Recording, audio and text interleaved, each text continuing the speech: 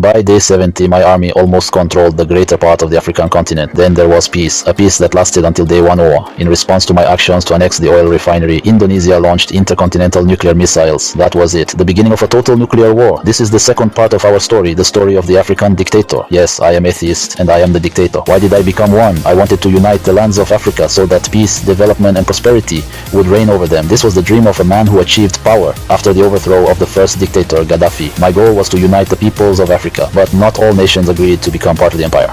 And when diplomacy stops talking, the cannons take over.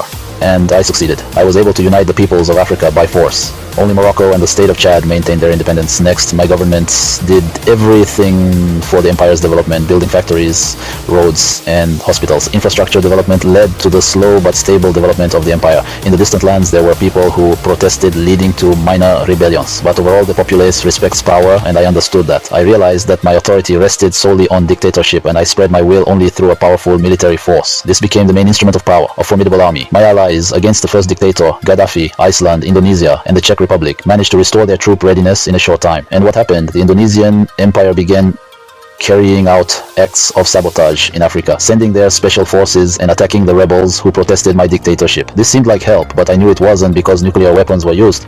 We had another agreement where I clearly defined the African continent as my state's zone of interest. But over time, my interests were ignored. My intelligence began to detect Indonesian army special forces on the African continent. Indonesia, as an empire, began to develop, reaching 2,800 victory points. I tried to settle the matter through diplomatic channels. The start of hostilities was the occupation of an oil refinery in Tajikistan, which was under Indonesian control. Oh no, a massive exchange of nuclear strikes occurred. It seemed that this madness of the nuclear apocalypse could not be stopped.